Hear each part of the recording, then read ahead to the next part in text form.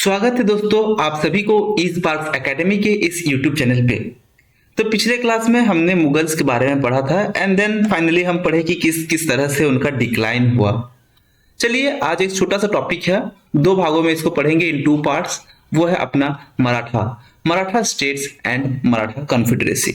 पढ़ना कि क्यों जरूरी है, बिकॉज हमको जानना है कि बाजीराव कौन थे, हमको जानना है कि शिवाजी कौन थे, प्लस यहाँ पे आएंगे एक रूलर जिनको साहू कहा गया है। ठीक है, तो उनका इसमें क्या क्या रोल था, प्लस ब्रिटिश एम्पायर में भी इनका क्या रोल था। ठीक है, चलिए मराठा स्टेट 1674 टू 1720। तो पहला रूलर यहाँ के हैं शिवाजी, शिवाजी द ग्रेट। ठीक है, बॉर्न एट शिवनेरी फोर्ट 1627 में। इनके पिताजी का नाम शाहजी भोसले, माताजी का नाम जीजाबाई। ठीक है, रिलीजियस टीचर, उनका धर्म का टीचर रहते हैं, उनको सामर्थ रामदास के नाम से जाना गया है। शिवाजी को जागीर मिला था पूना का उनके फादर से ही, उनके फादर के बाद वो उस जगह का जागीर उनको मिलता है 1637 में। उनके गार्जन के डेथ के बाद, गार्जन में दादाजी कोंडादेव, 1647 में उनके डेथ के बाद वो उस जागीर का फुल चार्ज ले लेते हैं, उनका पूरा रिस्पॉन्सिबिलिटी रहता है। तो जागीर जमीन का टुकड़ा रहता है, जमीन रहता है जिनमें उनको राइट दिया जाता है, उनको अधिकार दिया जाता है कि वो उस जमीन पे खेती होती जो भी है वो करवा पाए। ठीक है, एंड ही कॉन्क्वर्ड मेनी फोर्ट्स। अपने लाइफ टाइम में उन्होंने बहुत सारे फोर्ट्स के ऊपर कब्जा किए, सिंहगढ़, रोहिन, चकन, तोरन, पुरंदर, राजगढ़ यानी रायगढ़, सुपा, पन्हाला जैसे फोर्ट्स में उन्होंने अपना कब्जा किया था। अफजल खान को डिप्यूट किए थे बीजापुर के रूलर आदिल शाह। ठीक है, अफजल खान को भेजे थे कि तुम जाओ शिवाजी को पनिश करके आओ, बट शिवाजी उन्हें 1659 में मार देते हैं। वो शिवाजी इतना ताकतवर रहते हैं। Next, governor of Deccan Shaista Khan. Aurangzeb भेजते हैं गवर्नर ऑफ डेक्कन शाइस्ता खान को कि तुम भी जाओ शिवाजी को रोको। शिवाजी तो पहले पूना में वो हार जाते हैं, बहुत बार वो हारते हैं, बट फाइनली एक बहुत बड़ा आक्रमण करते हैं शाइस्ता खान के ऊपर 1663 में, एंड सूरत को लूटते हैं और बाद में अहमदनगर को भी वो लूटते हैं। फाइनली औरंगजेब भेजते हैं राजा जय सिंह। राजा जय सिंह कहाँ के राजा हैं? अंबर के राजा हैं। अंबर के राजा को भेजते हैं कि तुम जाओ शिवाजी से लड़ो। 1665 का बात है वो। ठीक है, 1664 में सूरत को प्लंडर करते हैं कौन? शिवाजी। 1665 में औरंगजेब फिर से भेजते हैं कि तुम जाओ। अब ये जाते हैं, जय सिंह शिवाजी को हराने में वो कामयाब हो जाते हैं, and finally treaty of Purandar बनता है। ठीक है, ट्रीटी ऑफ पुरंदर साइन होता है 1665 में। इंपॉर्टेंट है ये ट्रीटी, कोई भी ट्रीटी अगर आए तो वो एग्जाम पॉइंट ऑफ व्यू से इंपॉर्टेंट बन जाता है। 1665 में ट्रीटी ऑफ पुरंदर आता है। किनके बीच में होता है? औरंगजेब के बीच में। राजा जय सिंह भी उसमें शामिल रहते हैं एंड शिवाजी। ठीक है, तो एक तरफ औरंगजेब है, एक तरफ जय सिंह है, एंड दूसरी तरफ है शिवाजी। ठीक है, शिवाजी को इस ट्रीटी के हिसाब से कुछ फोर्ट्स मुगल साम्राज्य को देना पड़ता है, and plus and paid a visit to the Mughal court at Agra, और आगरा में भी वो विजिट करते हैं शिवाजी कोर्ट में। 1674 में शिवाजी का टीकाकरण होता है, शिवाजी का जनेऊ होता है, एंड एट कैपिटल रायगढ़ में होता है, एंड वो अपना टाइटल नाम रखते हैं हैंदव धर्मोधरक। ठीक है, हैंदव मीन्स हिंदू, एंड धर्मोधरक मतलब धर्म का प्रोटेक्शन, धर्म का धारक। ठीक है, प्रोटेक्टर ऑफ हिंदुइज्म कहा गया है। After that Chhatrapati Shivaji continued the struggle with Mughals and Siddis. ठीक है, फाइनली वो तो अपना लड़ाई मुगल के साथ इधर लड़ते रहते हैं, प्लस सिद्दीज के साथ भी लड़ते हैं। कर्नाटका पर वो कब्जा जमाते हैं 1677 एंड 80 में। शिवाजी का काल में देखें तो बहुत सारे टेरिटरीज में वो डिवाइड किया गया था, जिसको स्वराज कहा जाता था। स्वराज को 3 प्रोविंसेस थे, मीन्स 3 हेडक्वार्टर आप कह सकते हो, 3 हेडक्वार्टर्स थे, जिनकी हर एक में एक एक वाइसरॉय रहते थे उनके। ठीक है, वाइसरॉय को रहते थे ताकि वो लोग अच्छा से छोटा छोटा रीजन को कंट्रोल कर पाए। प्रोविंसेस को डिवाइड करते थे प्रांत्स में, प्रांत्स को डिवाइड किया जाता था परगनास में, एंड देन फाइनली विलेज में। विलेज का मुखिया को पटेल कहा जाता था। Shivaji was held by the Ashtapradhan. Ashtapradhan 8 minister हैं, तो ये सबका कलेक्टिव रेस्पॉन्सिबिलिटी नहीं रहता था। मीन्स ये नहीं कि ये 8 मिनिस्टर में से सबको मिलजुल के काम करे, सबको एक इंडिविजुअल रेस्पॉन्सिबिलिटी दिया जाता था, प्लस सबको ही रेस्पॉन्सिबल थे शिवाजी के लिए, शिवाजी को। ठीक है, तो मान लीजिए एक मिनिस्टर है जल वाला, पानी वाला मिनिस्टर, ठीक है, जल वाला। एक मिनिस्टर टैक्स वाला, तो सब इंडिविजुअल रिपोर्ट करेंगे। ऐसा नहीं कि वो 8 मिल करके एक साथ जाएंगे, हाँ हम लोग जल में ये डिसाइड किए, हम लोग टैक्स में ये डिसाइड करें, ऐसा नहीं था। ठीक है, तो मिनिस्टर्स का यहाँ पे ये नाम दिया गया है उसमें जस्टिस, सेनापति, सदर, सचिव, सुमंत, मंत्री, अमात्य, मुख्य प्रधान, ये सारे मिनिस्टर्स हैं। ठीक है।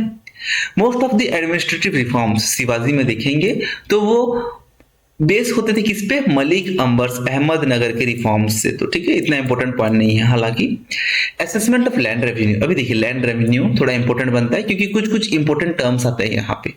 लैंड रेवेन्यू अगर देखा जाए तो मेजरमेंट उनका कठी से होता था, कठी ऑफ मलिक अंबर। ठीक है, ये एक मेजरमेंट रहता था। जैसे आज हम लोग मेजर करते हैं डिसमिल से, स्क्वायर फुट से, गुट से, ठीक है, बहुत सारे मेजरमेंट्स हैं अलग अलग। इसी प्रकार कठी सिस्टम भी यूज होता था। लैंड रेवेन्यू फिक्स किया जाता था 1/3 पे, दैट इज 33% ऑफ जितना भी फसल होता था वो लैंड रेवेन्यू के हिसाब से टैक्स, लैंड रेवेन्यू के हिसाब से वो इनकम बनता था। किसके लिए? शिवाजी का, मराठा का किंगडम के लिए। एक और दो इंपॉर्टेंट चीज है, चौथ एंड सरदेशमुखी। चौथ एंड सरदेशमुखी क्या है? चौथ है 1/4 ऑफ जो भी फसल रहेगा, 25% ऑफ लैंड रेवेन्यू जो भी मराठास को दिया जाएगा वो इसलिए दिया जाता था ताकि मराठा रूलर्स उन पे रेड ना करे। ठीक है, वो उन पे लूटे ना, तो अपना जमीन को बचाने के लिए सबको 25% लैंड रेवेन्यू देते थे। सरदेशमुखी एक एडिशनल टैक्स 10% का। ठीक है, जब भी महाराष्ट्र का कुछ कुछ लैंड्स ऐसे थे जिन पे मराठास का क्लेम था, वो मराठास के ही थे। ठीक है, बट अभी वो मुगल एम्पायर का पार्ट था, तो मुगल एम्पायर उनको सरदेशमुखी भी देती थी। ये इनकम बन जाता था किसके लिए? मराठा किंगडम के लिए। ठीक है, शिवाजी की मृत्यु के बाद वो दो भाई अपनी लड़ाई करते हैं, एक राजा राम, दूसरा है संभाजी। तो राजा राम हार जाते हैं, संभाजी जीत जाता है। संभाजी उनका बड़े बेटे हैं, वो जीत जाते हैं एंड वो गद्दी में बैठ जाते हैं। संभाजी अकबर II यानी औरंगजेब के बेटे को वो प्रोटेक्ट करता है, मीन्स उन्हीं का आर्मी में रहते हैं। मराठा किंगडम के हैं ये। ठीक है, ये मराठा किंगडम के हैं एंड ये क्या करते हैं? ये मुगल एम्पायर को प्रोटेक्शन भी करते हैं। ठीक है, जिस तरह से राजपूत का काम था, तो कहीं ना कहीं वो इस तरह से प्रोटेक्शन कर रहे थे। बट कुछ मामला गड़बड़ाया, अच्छा नहीं हुआ कुछ, एंड मुगल नोबल उनको कब्जा कर लेते हैं। किसको? संभाजी को कब्जा करके संगमेश्वर में उनको कब्जा करते हैं एंड देन उनको मार देते हैं। ठीक है, देन बैठते हैं उनका छोटा बेटा, उनका छोटा भाई, जो कि जिनसे वो लड़ाई हुआ था संभाजी का, उनका नाम है राजा राम। वो बैठते हैं गद्दी में। राजगढ़ के कुछ कुछ मिनिस्टर्स रहते हैं जो उनको हेल्प करते हैं गद्दी में बैठने के लिए। फाइनली जब देखते हैं कि मुगल लोग आके यहाँ पे अटैक कर रहे हैं, कब्जा करना चाहते हैं, तो ये छुप के भाग जाता है राजगढ़ से जिंजी भागते हैं। ठीक है, और मुगल इन्वेजन होता है, मुगल कब्जा करने आते हैं। फाइनली संभाजी, ठीक है, संभाजी को तो वो किल कर दिए रहते हैं, मार दिए रहते हैं। अब संभाजी का वाइफ और बेटा साहू, ये दोनों को कैप्चर कर लेते हैं मुगल्स। राजा राम 17 में उनका डेथ हो जाता है। फाइनली क्या होता है कि इनका जो जिंजी था ये फाइनली मुगल साम्राज्य को चले जाता है। ठीक है, तो कहीं ना कहीं आप देख सकते हैं कि मुगल अंपायर और भी एक्सटेंड होकर के मराठास को भी वो कैप्चर करने आ रहा है। ठीक है, राजा राम एक नई पद्धति, एक नया पद क्रिएट करते हैं, प्रतिनिधि करके। तो पहले अपना अष्ट प्रधान करके 8 पोस्ट रहता है, बट अभी प्रतिनिधि जब ये पोस्ट जुड़ता है तो टोटल अभी कितने मिनिस्टर बनते हैं दोस्तों? 9 मिनिस्टर्स। ठीक है, 9 मिनिस्टर्स। नेक्स्ट, ताराबाई।